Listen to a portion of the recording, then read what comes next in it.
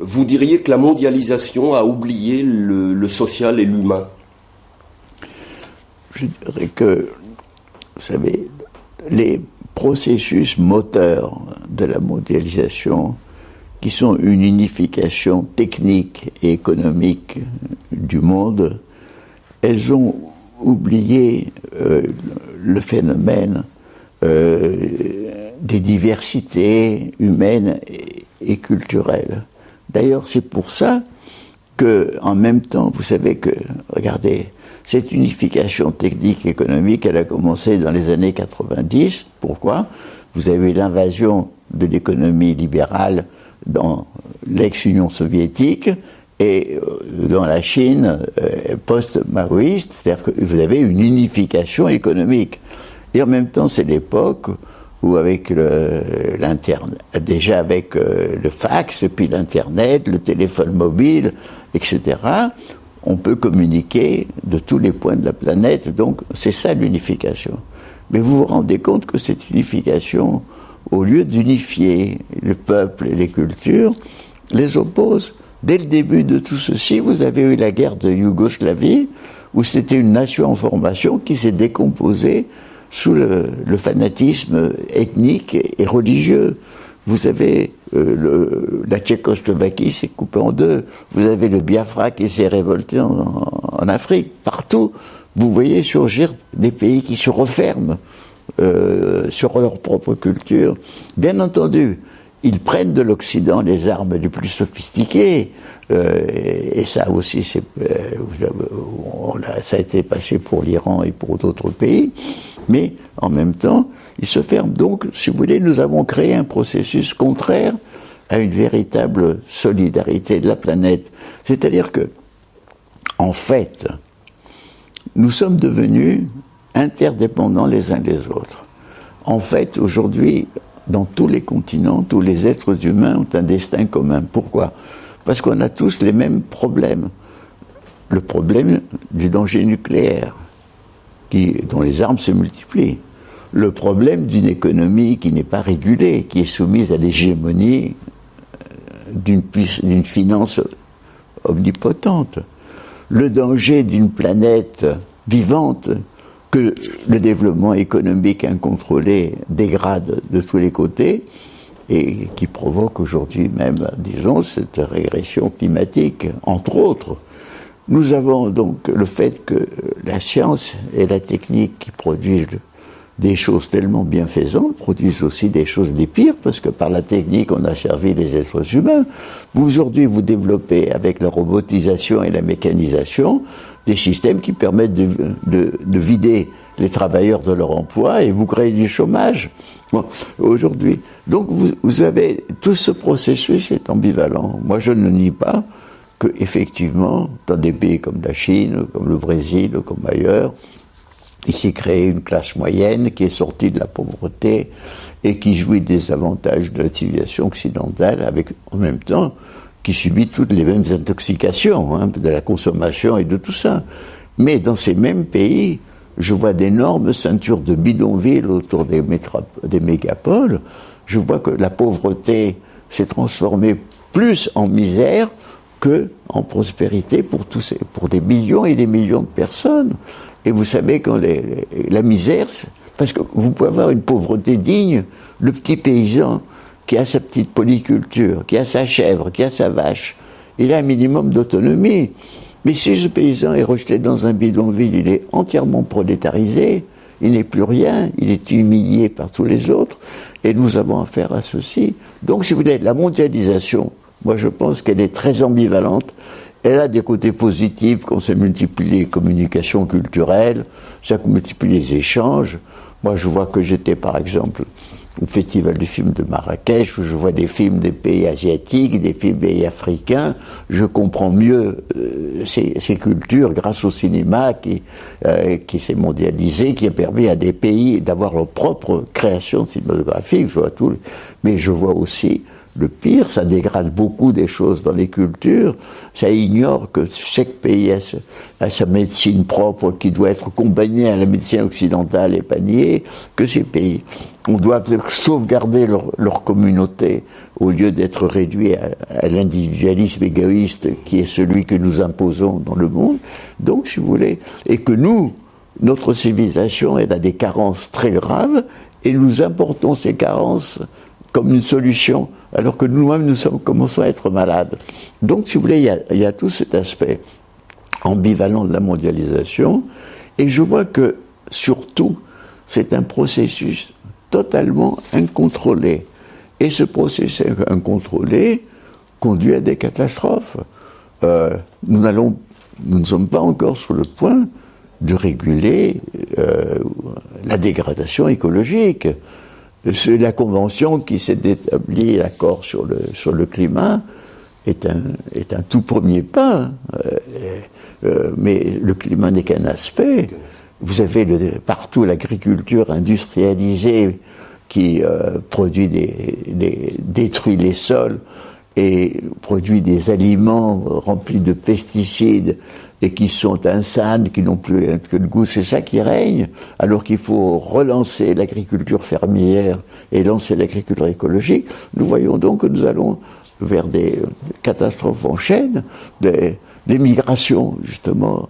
Il y a eu toujours dans l'histoire de l'humanité des migrations, mais nous nous rendons compte aujourd'hui que ce sont aussi bien les désastres économiques, les désastres écologiques et les désastres politiques que créent les guerres, comme les guerres de Syrie et en Irak, qui provoquent des nouveaux flux de migration et contre lesquels nous sommes fermés, nous ne voulons rien comprendre, alors qu'il suffirait de penser que toutes les erreurs qui ont été faites dans le Moyen-Orient ont permis le développement de ces guerres atroces et du Daesh, et que finalement, nous aurions pu éviter tout ceci, bien entendu, non pas les migrations, mais qu'elles auraient pu être mieux régulées.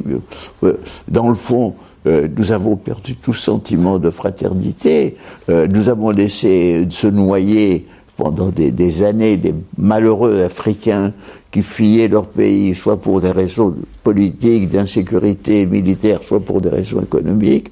Nous sommes incapables. Vous savez, moi j'ai vécu une grande migration française, c'est en juin 1940, quand les armées allemandes se ruaient sur le pays, il y a la moitié de la France qui a dégringolé sur le sud.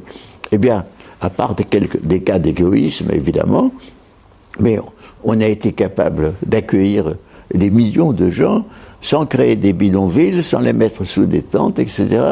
Parce qu'à l'époque, il y avait effectivement un peuple paysan, un peuple même urbain qui comprenait ça. Évidemment, on était du même pays, mais aujourd'hui, nous devons penser à ce que disait Montaigne qui disait « Je considère que tout homme est mon compatriote ». Nous sommes dans une époque où nous sommes tous compatriotes, et c'est ça qui est important. Pour terminer, Monsieur Morin, donnez-nous quand même quelques raisons d'espérer dans ce monde que vous décrivez et les dangers que vous soulignez. Vous voyez, vous, des raisons d'être optimiste aujourd'hui?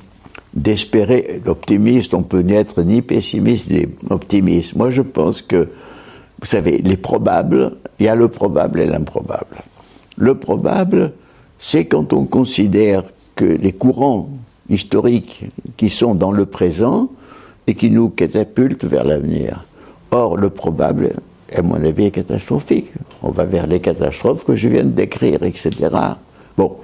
Mais l'improbable peut arriver, c'est-à-dire le surgissement de forces nouvelles qui changent le cours de l'histoire.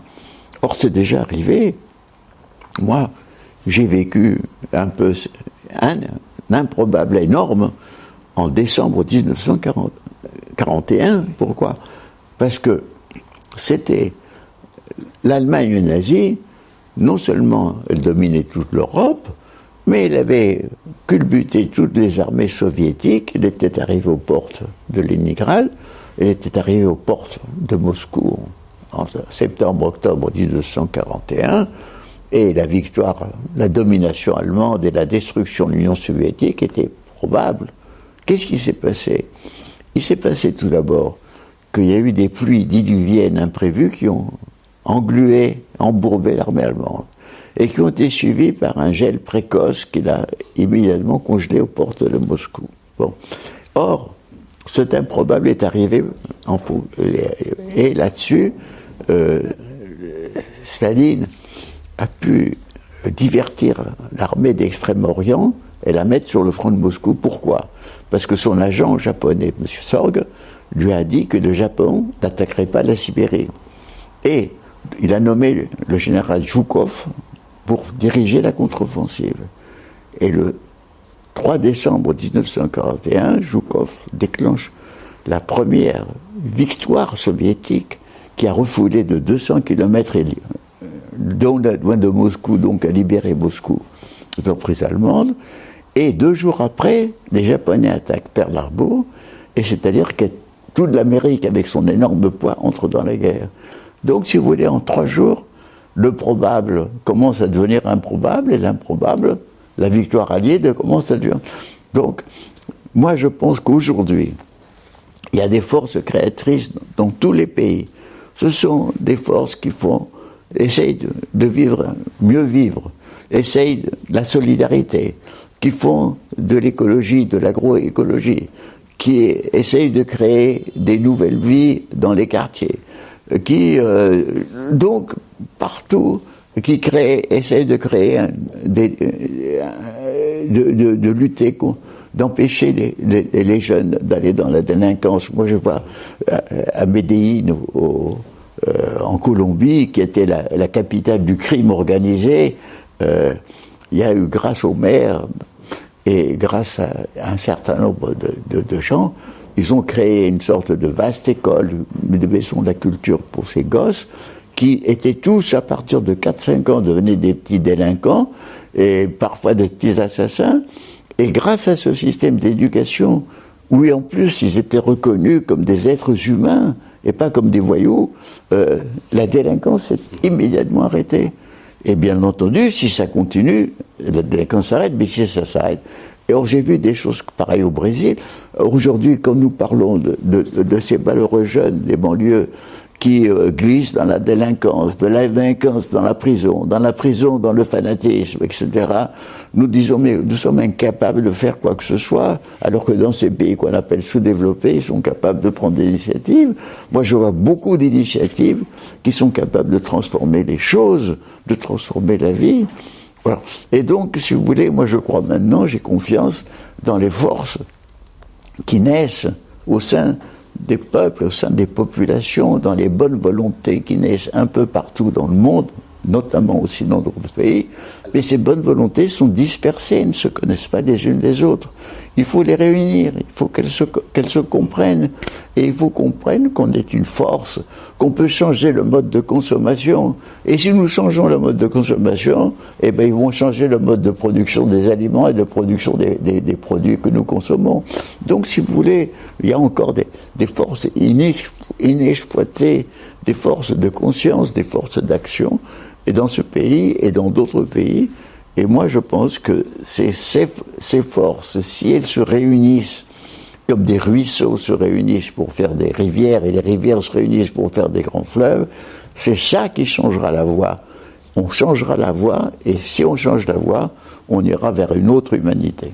En France, Monsieur Morin, vous voyez des forces disponibles, je parle des syndicats, des partis politiques. Écoutez, moi malheureusement, les partis politiques, je pense qu'ils sont arrivés à une absence de pensée, une sclérose, et du point de vue des syndicats, le rôle effectivement est extrêmement diminué. Il y a plus cette unité, il y a une division ethnique et professionnelle dans le monde des travailleurs qui fait que les syndicats ont perdu beaucoup de leur force. Bien entendu, ils peuvent agir encore, et ils agissent dans certains cas où on ferme des entreprises, on ferme des boîtes, mais moi, je pense que c'est beaucoup plus dans l'ensemble du monde de notre pays que surgissent des forces qui vont contre la régression Et c'est sur elles que je compte. Elles ne sont pas organisées, il faut qu'elles s'organisent. Il ne faut pas créer un nouveau parti politique, il faut qu'elles s'organisent au-dessus et en dessous de la politique. Et quand elles seront assez fécondes, elles vont influencer la politique. Nous n'en sommes qu'à ce stade-là. On ne peut pas espérer plus pour le moment, mais je pense que les prises de conscience s'accroissent et se multiplient, et je pense que moi, je garde l'espoir. Voilà, je vous remercie beaucoup. Il y a encore des millions de choses à dire, mais voilà. On a l'essentiel. En tout cas, merci. Voilà. Merci. Est-ce que pour toi, c'est bon? Pour moi, c'est parfait. Très bien. Ne bougez pas.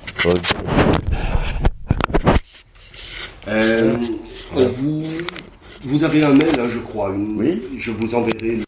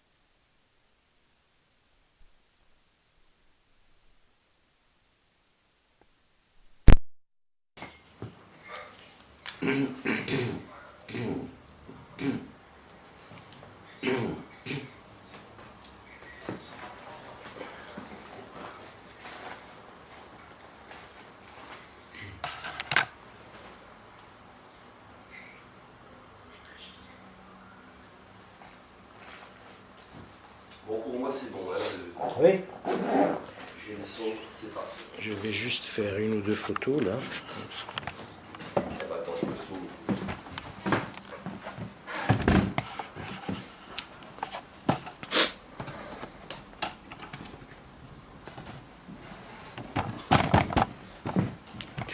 Tu pars, là? Non.